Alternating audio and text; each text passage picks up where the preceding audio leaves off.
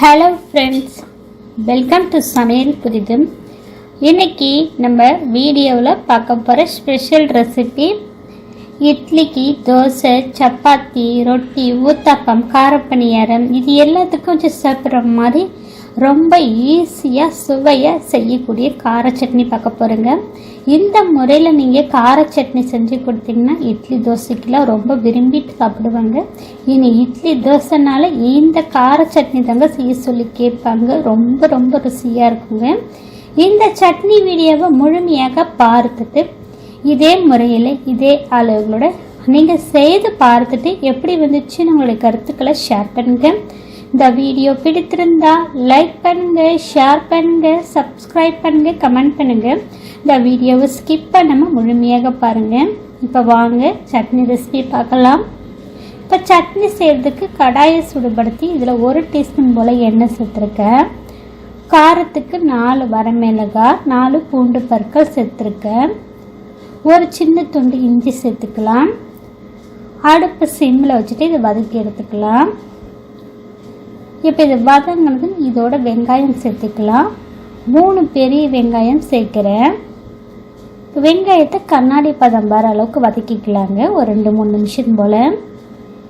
வெங்காயம் கண்ணாடி பதம் வந்ததும் இதில் தக்காளி பழம் சேர்த்துக்கலாம். தக்காளி பார்த்திங்கன்னா 5 தக்காளி பழம் நல்லா பழுத்த பழமாக சேர்த்துக்குங்க. அப்போ தான் சட்னி ரொம்ப ருசியாக இருக்குங்க. இப்போ தக்காளியும் சேர்த்து வெங்காயத்தோடு மிக்ஸ் பண்ணிக்கலாம். இப்போ இது வதங்கிட்டு இருக்கும்போது இதுக்கு தேவைக்கேற்ப உப்பு சேர்த்து வதக்கிக்கலாங்க.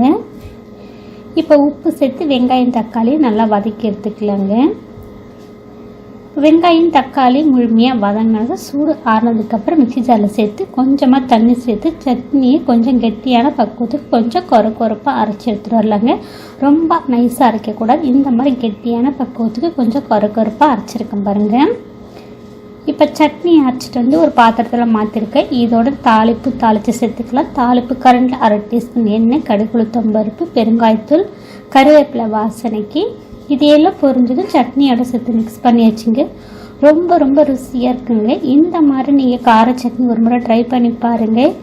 இட்லிக்கு, தோசைக்கு, சப்பாத்தி, ரொட்டி, ஊத்தாப்பம், காரப்பணியாரம் இது எல்லாத்துக்கும் இந்த ஒரு கார சட்னி இருந்தால் போதுங்க. ரொம்ப ரொம்ப ருசியாக இருக்குங்க. இந்த வீடியோவை முழுமையாக பார்த்துட்டு இதே முறையில் இதே அளவுகளோட நீங்கள் செய்து பார்த்துட்டு எப்படி வந்துச்சுன்னு உங்களுடைய கருத்துக்களை ஷேர் பண்ணுங்கள். இந்த வீடியோ உங்களுக்கு பிடித்திருந்தால் லைக் பண்ணுங்கள், ஷேர் பண்ணுங்கள்.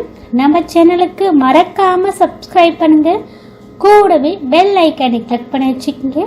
அதில் ஆல் ஆப்ஷன் வரும், அதையும் கிளிக் பண்ணி வச்சுக்கோங்க. அப்போ தானே போடக்கூடிய வீடியோக்கள் உங்களுக்கு உடனுக்குடன் அப்டேட் ஆகும். இந்த வீடியோவை ஸ்கிப் பண்ணாமல் முழுமையாக பார்த்ததுக்கு நன்றி. வணக்கம்.